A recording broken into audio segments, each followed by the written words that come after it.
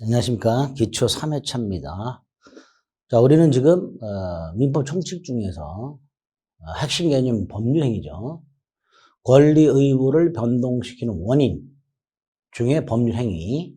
그 법률행위가 권리 의무 관계를 변동시키려면 어떤 요건이 필요한가? 즉, 법률행위 유효 요건을 보고 있고요. 그 법률행위 유효 요건 중에서 모든 법률행위가 공통적으로 갖춰야 될 일반적 유효권 그 세 가지를 보고 있습니다. 그 중에 마지막 의사표시가 정상적이어야 그 의사표시를 필수 불가결의 요소로 하는 법률행위가 유효가 되는데, 만약에 의사표시가 비정상적이거나 불완전하면 어떻게 처리하는가가 우리 민법에 규정이 되어 있다고 그랬고, 지난 시간에 의사표시가 불일치하는 경우, 이걸 의사의 흠결이라 했고, 세 가지를 봤습니다. 비진의 표시, 혹은 진의한 의사표시, 통정허위 표시, 착오에 의한 의사표시 세 개를 봤습니다. 자, 마지막이 의사표시가 일치하지만 계약을 할 때 사기를 당했거나 협박을 당한 경우를 하자 있는 의사표시라고 합니다. 110조에 이렇게 되어 있죠. 사기나 강박, 사기는 다른 말로 기망이라고 합니다. 사람을 속이는 거죠. 강박은 강력한 협박, 줄여서 강박 이렇게 부릅니다. 어쨌든 이런 사기나 강박에서 계약을 한 경우 유효하지만 그 계약은 사기나 강박을 당한 자가 취소할 수 있도록 해놨습니다. 그런데 문제가 2항입니다. 상대방 있는 의사표시에서 제3자가 사기나 강박을 한 경우 상대방이 그 사실을 알았거나 알 수 있었을 경우에 한하여 취소할 수 있다라고 되어 있습니다. 두 가지 조문을 개념 잡고 이해해 주시면 됩니다. 자, 하자 있는 의사표시란 의사표시는 일치하지만 그 의사를 결정하고 표시하는 과정에 기망, 사기죠. 강박 같은 간섭에 의해서 의사표시한 사람의 착각을 일으키거나 속으면 착각을 일으키죠. 이 물건 끝내준다 라고 속았어. 그럼 끝내주나 보다 이렇게 착각을 하겠죠. 또는 공포심이 생기죠. 협박을 당하면. 그래서 의사결정의 자유가 침해된 경우를 하자 있는 의사표시랍니다. 자, 이 하자 있는 의사표시는 일단 의사표시는 일치해요. 그런데 사기 강박을 당한 거예요. 을이 갑을 협박합니다. A 토지를 팔지 않으면 가족을 해치겠다고 협박을 해요. 그래서 갑이 을의 협박에 따라 협박에서 공포심을 느끼고 안 되겠다. 가족을 살리려면 A 토지를 을한테 팔아야 되겠다라고 생각을 하고 A 토지를 팔겠다라고 표시를 하게 됩니다. 자, 의사 A 토지를 팔아야 되겠다. 표시 A 토지를 팔겠다. 자, 의사 표시는 일치하죠. 그런데 갑은 원래는 팔 생각이 없었는데 을의 협박에 따라서 그렇게 했죠. 이런 게 사기 강박에 의한 의사표시가 됩니다. 취소할 수 있었는데요. 자, 문제가 제3자의 사기 강박이죠. 제3자의 사기 강박. 제3자의 사기 강박. 상대방 없는 의사표시가 있는데 특히 요거죠. 상대방 있는 의사표시에서 제3자가 사기 강박을 한 경우. 예를 들어서요. 그 예요 한번 생각을 해봅니다. 갑, 을. 자, 을은 병에게 채권을 갖고 있어요. 그래서 채권을 갖고 있는 사람을 채권자라고 하죠. 돈 빌려준 사람 생각하시면 돼요. 돈 빌린 사람은 채무자라고 합니다. 그런데 우리 연대 보증계약 같은 거 있죠. 보증계약이 뭐예요? 보증인이 채권자와 채무자가 돈을 갚지 않으면 대신 갚겠다 라는 걸 이제 보증계약이라고 합니다. 채무자는 병인데 보증인은 어떤 역할을 하냐? 채무자가 돈을 갚지 않으면 대신 갚는 역할을 하거든요. 이게 보증이에요. 그런데 이 보증인 갑이 병의 채권자 을하고 보증계약을 할 때 병이 속였어요. 다시 말해서 갑은 을하고 보증계약을 했죠. 갑의 입장에서 봤을 때 상대방이 을이에요. 채권자. 보증계약은 보증인과 채권자 사이의 계약이에요.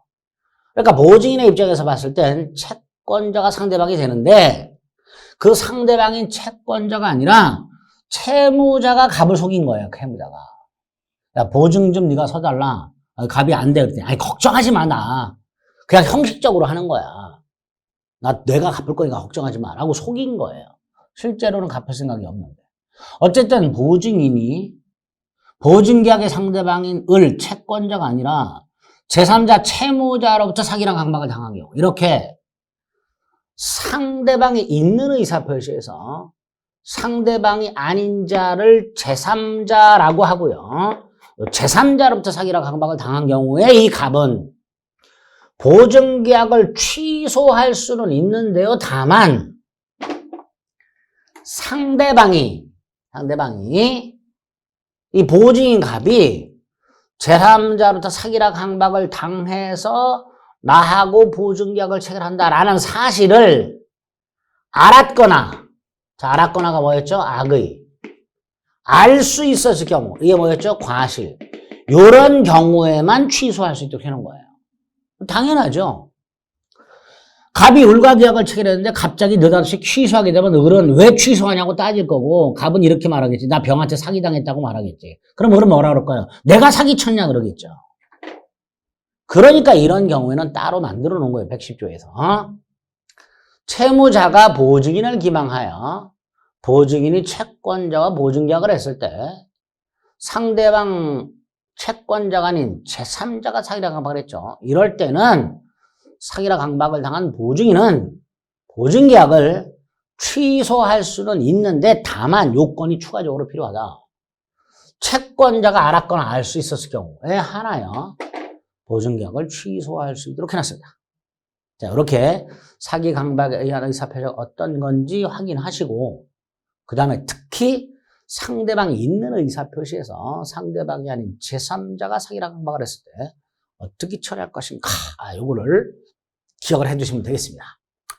선의 제3자 보호는 다 우리 기본 심화 과정 가서 말씀을 드릴 겁니다. 기초 과정에서 이렇게 개념을 잡자. 그 다음에 이제 마지막이 의사표시 효력 발생이라고 해서 의사표시가 정상적이라면 효력이 생기겠죠. 자, 그 효력이 언제 생기는가? 하나만 기억합니다. 111조 1항. 상대방 있는 의사표시는 상대방한테 도달한 때 효력이 있습니다. 요것만 딱 기억을 해줍니다. 자, 갑이 을과 계약을 했는데요. 을과 계약을 했어요. 그런데 을이 계약 당시 갑을 사기쳤어요. 자, 갑은 계약 당시 사기를 당했으니까 110조에서 계약을 취소할 수 있죠. 자, 이 취소를 서면으로 작성해서 을에게 발송을 합니다. 그리고 예를 들어서 등기로 발송을 해요. 이 등기가 을에게 도달을 하겠죠. 그리고 을이 내용을 뜯어요. 등기를 뜯어봐요. 뜯어보면 계약을 취소한다라고 써있겠죠. 그럼 을은 계약을 갑이 취소했구나라는 걸 알게 될 거예요. 내용을. 자, 갑이 을과의 계약을 취소하겠다라는 의사를 서면으로 작성해서 을에게 등기로 발송을 하고 그 등기가 을에게 도착을 한 다음에 을이 등기를 뜯어가지고 그 내용을 알게 되었을 때 갑이 계약을 취소했다는 사실을 알게 되었을 때 이 4단계 중에서 이 갑의 취소의 의사, 자, 계약을 취소하면 계약이 무효가 되잖아요. 그 효력이 언제 생기는가? 을에게 도착한 때 효력이 생기도록 해놨습니다. 이렇게 상대방이 있는 의사표시의 효력은 상대방한테 도달한 때 발생하는 것을 원칙으로 한다. 딱 여기까지만 의사표시력 발생해서 확인하시면 됩니다. 자, 그리고 쭉쭉 넘어갑니다. 제한능력자라는 개념이 나와있죠. 제한능력자, 미성년자, 가끔 마시가 는 피한정 후견인, 늘 마시가 있는 피성년 후견인이 있구나. 얘네들한테 의사표시가 도달하면 어떻게 처리할 것인가. 이것도 따로 규정이 있다 정도만 생각하시고 넘어갑니다. 자, 여기까지, 지금까지 본 게 법률행위라는 놈이 갖추어야 할 일반적 유효 요건을 본 거예요. 당사자는 능력이 있을 것, 목적의 확정성, 가능성, 적법성, 사회적 타당성을 갖출 것, 의사표시가 일치하고 하자가 없을 것. 따라서 확정성 요건을 갖추지 못했거나 또는 가능성 요건을 갖추지 못했거나 적법성, 사회적 타당성을 갖추지 못했을 때 어떻게 처리할 것인가. 비정상적일 때 어떻게 처리할 것인가 이런 걸 본 거고요. 기본 틀을 잡았고요. 자, 이제 지금부터는 특별유효권이라고요. 모든 법률행위가 아니라 특정한 법률행위만 필요한 유효권이 나오게 됩니다. 그 중에 아주 중요한 대리라는 제도가 나옵니다. 대리는 타인이 계약을 대신해 준다라고 생각하시면 돼요. 자, 갑이요. 된장찌개를 끓이다가 두부가 없어요. 그래서 남편 을한테 부탁을 합니다. 두부 좀 사와라. 이렇게. 그럼 을이 가서 두부를 사오겠죠. 이렇게 타인을 통해서 계약을 하는 형태를 대리라고 하게 됩니다. 자, 이때 을이 두부를 사와 그러면 을은 뭘 사올까 그러겠죠. 자, 갑이 이렇게 말을 합니다. 아무거나 사오세요. 이렇게. 또는 이렇게 말합니다. CJ 걸로 국산콩 부침용으로 사와라. 요렇게 한 경우 구별을 좀 해봅니다. 첫 번째 거 아무거나 사와라고 부탁을 했다면 어떤 두부를 살지를 을이 결정하죠. 이걸 의사결정이라고 합니다. 그리고 을이 병한테 무슨 두부 주세요라고 표시까지 하겠지요. 요게 대리가 됩니다. 요게. 결정을 을이 하는 경우. 이게 대리가 돼요. 반면에 갑이 CJ 국산콩 부침용 사오세요. 그러면 갑이 의사를 결정했죠. 어떤 두부를 살지 갑이 결정을 했어요. 표시만 을이 하게 되죠. 이런 경우는 대리가 아니고요. 이건 단순한 심부름꾼이 됩니다. 이걸 사자라고 합니다. 결정까지 하는 게 대리가 됩니다. 자, 그럼 대리, 의사를 결정하고 어떤 두부 살지를 을이 결정을 하고 그 두부를 주세요라고 표시 행위를 하는 자, 즉 계약을 하는 자와 그에 따른 권리 의무가 속하는 자, 귀속 그랬죠? 지난 시간에 뭐가 속하는 거라 그랬죠? 권리 의무가 속하는 자가 분리가 되는, 나눠지는 제도, 이런 걸 대리라고 하게 됩니다. 자, 얘가 있죠. 예를 들어 갑이 자신 소유 아파트를 팔 때 직접 계약을 하지 않고 을에게 부탁을 해요. 매각권을 너한테 줄게. 네가 알아서 팔아라. 그래서 을이 여러 사람과 교섭을 하다가 병에게 팔아야 되겠다라고 결정을 하고 을이 병과 계약을 한 경우, 마치 본인 갑이 계약을 한 것과 마찬가지로 을의 계약상 효과, 즉 권리와 의무가 갑에게 발생하게 됩니다. 이런 걸 대리라고 하게 됩니다. 대리는 어떤 기능이 있는가? 사적 자체 확장이라고 되어 있죠. 이거는 일을 맡기면 그 대리인이 일을 하고 있을 동안에 자기 일을 대신해주고 있을 때 갑은 다른 일을 할 수 있겠죠. 그걸 사적 자체 확장이라고 부릅니다. 즉 자신이 할 수 있는 일의 범위가 확대가 되죠. 동시간대에. 이걸 사적 자체 확장이라고 하고요. 보충은 법정 대리 생각하시면 돼요. 미성년자 같은 제한 능력자는 단독으로 계약을 못한다고 그랬죠. 그걸 부모가 대신해줘요. 즉 미성년자는 스스로 결정하는 능력, 사적 자체란 스스로 뭔가를 결정하는 것을 말하는데 그게 제한돼 있단 말이지. 그거를 부모가 보충을 해주게 되겠죠. 그래서 사적 자치를 확장하는 것은 주로 임의 대리라는 게 담당을 하고요. 사적 자치를 보충하는 것을 주로 법정 대리가 담당을 하게 됩니다. 세 번째, 사자와의 구별이라고 되어 있죠. 아까 뭐라 그랬어요? 결정을 누가 하느냐. 정리를 보면 이렇게 되어 있죠. 누가 결정하느냐에 따라 달라지죠. 갑이 남편 을에게 두부를 사오라고 하면서 아무거나 사와라고 하게 된 경우와 이렇게 얘기한 경우에 이런 을이 결정하죠. 이게 대리고 이번은 갑이 결정하고 을이 표시만 하죠. 이게 사자다라고 생각하시면 돼요. 그럼 이제 앞으로 대리를 보게 되면 임의대리, 법정대리, 능동대리, 수동대리, 유권대리, 무권대리라는 말이 나옵니다. 이건 이제 각각 관계되는 곳에 따로 설명을 드릴 거예요. 자, 여기서 문제가 되는 게 이렇게 타인을 통해서 계약을 할 때, 그래서 아까 예를 들었던 거, 갑이 자신이 A 토지를 팔아야 되는데 이거를 을에게 매각을 의뢰해요.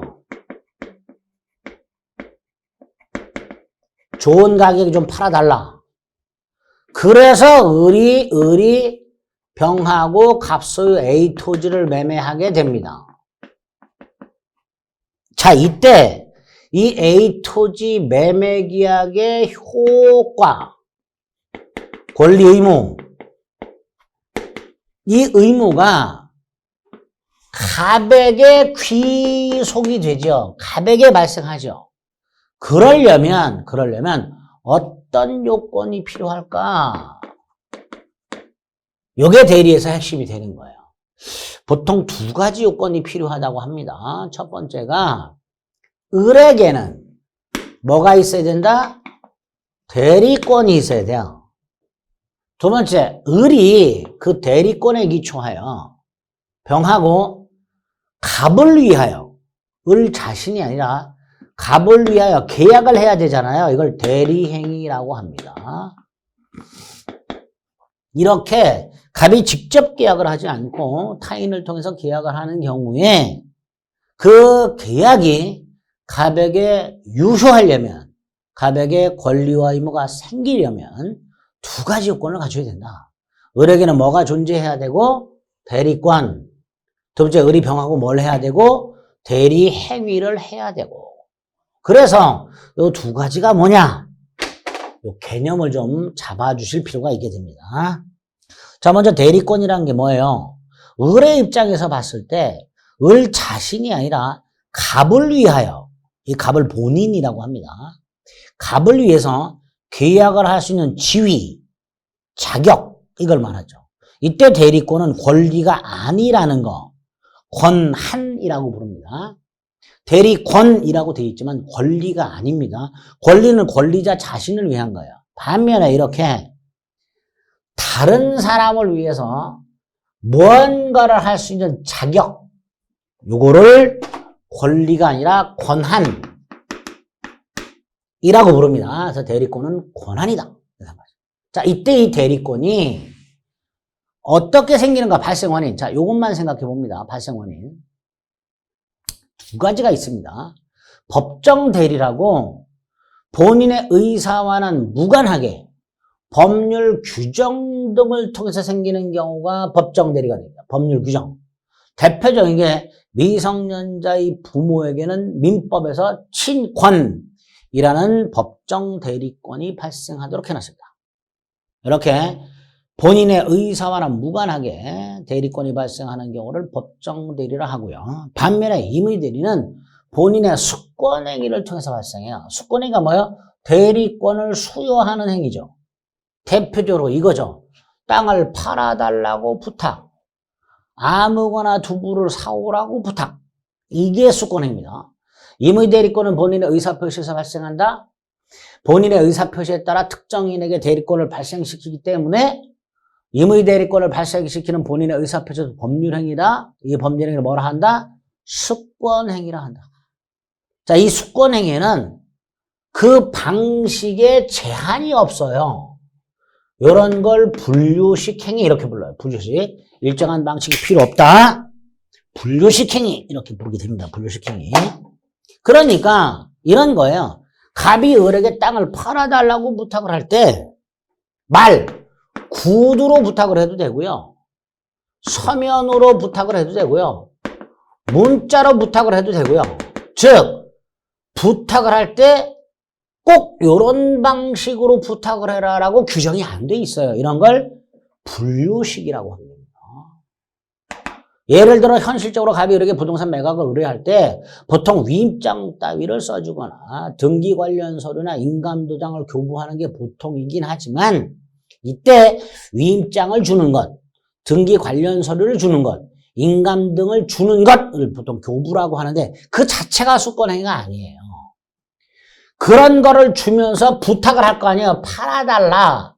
요 자체가 수권행위가 됩니다. 그래서 갑이 이렇게 부동산 매각을 의뢰 부탁하는 행위 자체, 이게 수권행위가 된다. 이런 수권행위를 통해서 대리권이 발생하는 걸 임의 대리 이렇게 부르게 됩니다. 자, 이 대리권은 어떻게 하면 소멸하는가? 대리권 소멸이 있고 조문이 있어요. 그 중에 127조는 임의대리, 법정대리의 공통된 소멸사유고요. 128조는 임의대리의 특이한 소멸사유인데, 자, 전체를 볼 생각하지 마시고 하나만 생각을 해봅니다. 갑이 사망을 해요. 대리인이 사망을 해요. 그럼 대리권 소멸하는 거예요. 이런 식으로 어떤 특정한 사유가 있을 때 대리권을 소멸시키게 되는 걸 대리권 소멸 사유라고 하게 됩니다. 그럼 결국 대리권은 이런 거고, 법률 규정이나 수권행위를 통해서 발생을 하며 요러한 경우에 대리권은 소멸하게 된다. 이렇게 되어 있죠. 그 중에 127조 임의대리, 법정대리 공통된 소멸 사유, 본인 사망과 대리인 사망. 이러면 대리권 소멸하겠구나. 또 하나, 임의대리의 특이한 소멸 사유인데, 임의대리는 아까 수권행위를 통해서 발생한다고 그랬죠. 그러니까 본인이 수권행위를 철회하게 되면 임의대리권 소멸하게 되겠죠. 이렇게 대리권이라는 게 뭐고, 어떻게 발생하며 어떤 경우에 소멸하는가를 생각하셔야 되고, 어찌됐건 대리인이 행위가 본인에게 유효하려면 을에게는 뭐가 있어야 된다? 법률 규정이나 수권행위를 통해서 정상적인 대리권이라는 게 있어야 된다. 따라서 만약에 이 대리권이 없는 자가 대리 행위를 해버리면 어떻게 될까? 뒤에 나옵니다. 무권대리라고. 본인에게는 아무런 효력이 생기지 않게 됩니다. 자, 대리권의 개념 그 정도 잡으시고요. 그 다음에 두 번째, 대리행위라는 게 있어야 된다. 자, 을이 대리권이 있어요. 갑소유 땅을 팔 수 있는 권한이 있어. 이 상태에서 을이 병하고 갑소유 A 토지를 매매하는 계약을 할 텐데, 이때 A 토지를 매매할 때 대리행위라는 방식으로 해야 되는데, 대리행위란 게 뭐냐? 갑을 위한 계약임을 표시하란 말이죠. 당연하죠. 을이 병과 A 토지를 매매할 때, 이 땅은 내 땅이다. 그럼 안 되죠. 이 땅은 누구 땅임을 밝혀야 돼요? 갑소유 땅을 밝혀야 돼요. 다시 말해서 이 땅을 파는 사람은 갑이고, 나는 갑의 대리인이다. 나는 계약만 대신해주는 사람이다. 나는 나중에 계약에 대해서 아무런 책임을 안 진다. 책임은 다 갑이 진다. 이런 걸 밝혀야 된다라는 거예요. 요걸 현명이라고 합니다. 즉, 대리인의 대리행위가 있어야 본인에게 유효가 되는데, 이때 대리행위는 갑을 위한 것임을 표시해라. 즉, 갑의 이름으로 계약을 해라. 이런 뜻이에요. 그래서 갑의 이름으로 계약을 한다는 것은 매도인 을 이렇게 하면 안 되고, 매도인은 갑이고 나는 대리인임을 밝혀야 된다. 이런 뜻이에요. 그게 대리행위의 의고 방식이 됩니다. 그래서 민법에서는 대리인이 그 권한 내에서 자기 자신이 아니라 누구? 본인을 위한 것임을 표시하도록 하고 있습니다. 그렇게 표시하게 되면 그 효과는 직접 본인에게 발생하게 됩니다. 즉, 을이 갑을 위한 것임을 표시해서 계약을 했다. 갑이 직접 계약을 한 거하고 똑같이 그 계약상 권리와 의무는 을을 거치지 않고 다이렉트로 갑에게 발생하게 됩니다. 이게 대리행위가 되고 대리행위의 방식이 되며, 대리행위의 방식 114조 2랑 본인을 위한 것임을 표시하라. 그걸 뭐라 부른다? 현명. 이렇게 부르게 됩니다. 현명. 자, 이렇게 대리인이 대리권을 가지고 본인을 위한 것임을 표시했을 때 쭉쭉 나갑니다. 현명 본인을 위한 것임을 표시하게 되죠. 분류식이죠. 이것도 보통은 갑의 대리인 을이라고 표시하긴 하지만 반드시 이런 방식으로 할 필요는 없죠. 어떤 식으로든 이 계약은 내가 내 매도인이 아니라 갑이 매도인이다. 이 땅은 내 땅이 아니라 갑소유 땅이다. 라는 걸 밝혀주기만 하면 됩니다. 만약에 현명을 하지 않으면 이건 대리행위가 아니죠. 그럼 누구 행위요? 대리인 자신 행위가 되는 거예요. 본인을 위한 것임을 표시하지 않으면요, 을이 매도인이 되는 거예요. 땅은 갑소유죠. 이런 걸 타인 권리 매매라고 합니다. 을이 현명을 하면 갑이 매도인으로서 대리행위가 되는 거고요. 을이 현명을 하지 않으면 을 자신이 매도인이 되면서 결국 그런 타인 권리를 매매한 게 됩니다. 그러니까 을이 대리행위가 되려면 본인을 위한 것임을 표시해야 되죠. 표시하지 않으면 을 자기를 위한 행위로 본다. 이렇게 하죠. 대리 행위가 본인에게 유효가 되려면 본인을 위한 것임을 표시해라. 거기까지 딱 기억을 해두시면 됩니다. 그렇게 하게 되면 즉 정상적인 대리권을 가지고 본인을 위한 것임을 표시하게 되면 각종 권리와 의무가 누구한테? 본인에게 속하게 된다. 이게 대리행위의 유효 요건이다 라고 생각하시면 돼요. 자, 복대리라고 되어 있는데 이 복대리는 개념만 좀 잠깐 생각합니다. 복대리는 갑이 을에게 부동산 매각대리권을 수여했는데 을에게 사정이 생겨서 을이 병을 또다시 갑의 대리인으로 선임을 하고 병이 갑을 위해서 대리행위를 하는 형태를 복대리라고 합니다. 자, 아까 갑이 남편 을에게 마트 가서 두부 아무거나 하나 사오라 그랬어요. 을은 대리인이죠. 그런데 을이 국대 축구 경기를 보고 있었어요. 그러니까 가기 싫어. 그래서 아들로 매게 을이 다시. 갑이 아니라 을이. 야, 네가 가서 사와. 이럴 때 병. 이게 복대리가 되는 거죠. 다시 말해서 갑은 을에게 부탁을 했는데 을이 또다시 병에게 부탁을 하여 병이 갑을 위해서 계약을 하는 경우를 뭐라 한다? 복대리라고 부르게 됩니다. 그래서 복대리란 대리인이 선임을 한 누구의 대리인? 본인의 대리인. 이걸 복대리를 한다. 딱 여기까지만 복대리 개념을 기억해 주시면 됩니다. 복대리란 대리인이 선임한 본인의 대리인. 자, 그런데 이 복대리는 대리를 정확하게 이해하고 난 다음에 자세히 봐야 헷갈리지 않습니다. 기초과정에서는 복대리가 뭐냐? 그것만 딱 개념을 잡아둡니다. 쭉쭉쭉쭉 넘어갑니다. 자, 무권대리가 나왔습니다. 자, 좀 전에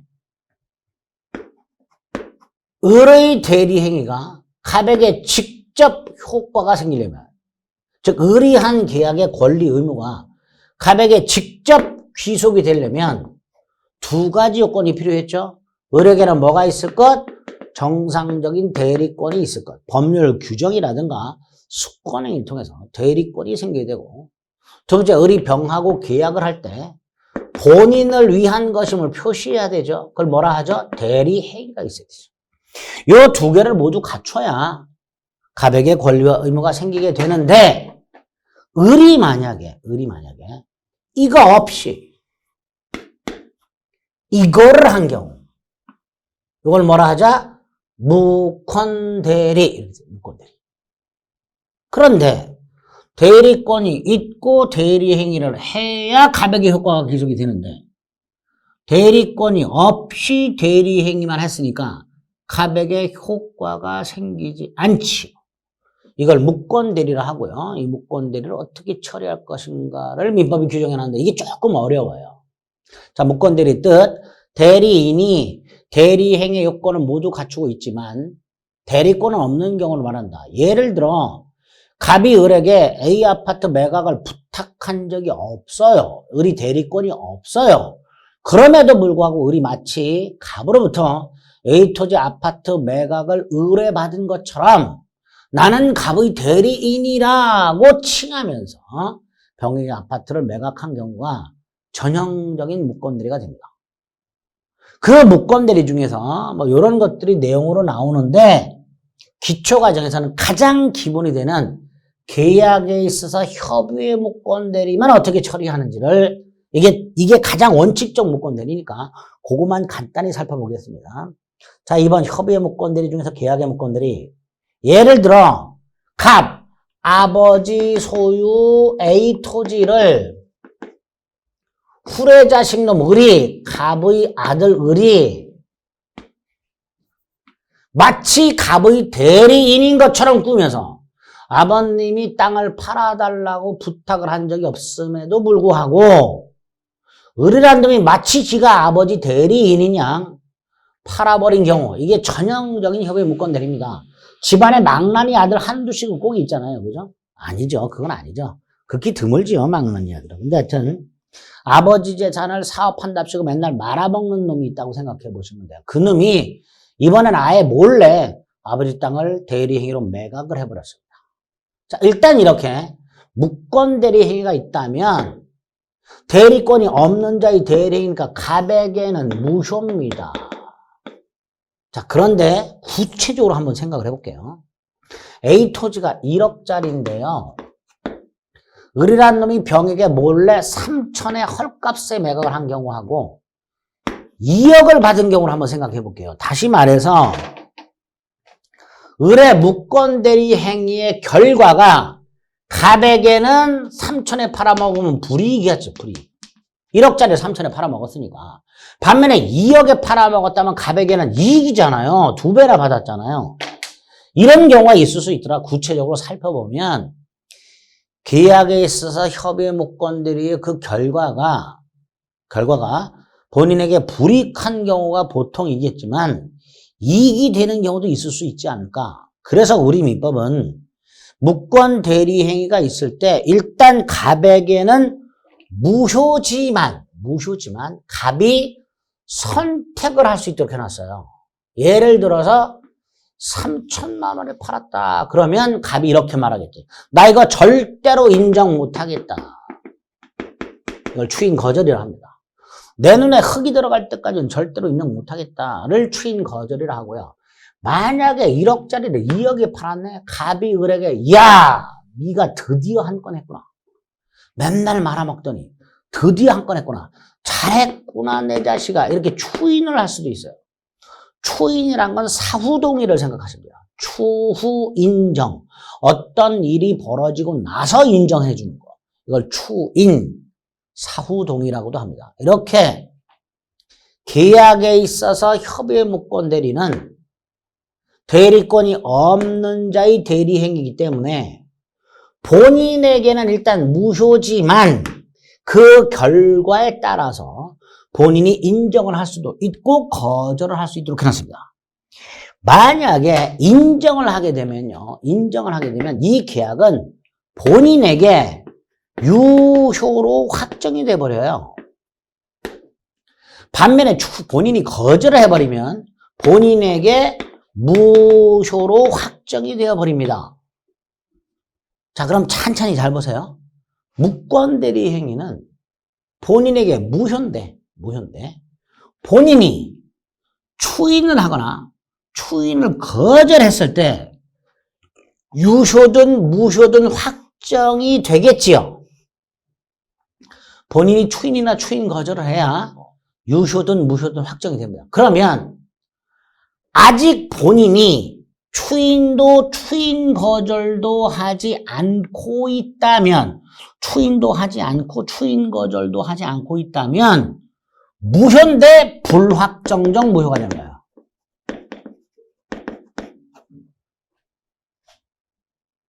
이 불확정적인 무효 상태에서 추인을 거절하면 무효로 확정이 되고 추인을 하면 유효로 확정이 됩니다. 이런 불확정적 무효를 유동적 무효라고 합니다. 자, 그럼 유동적 무효가 뭐냐?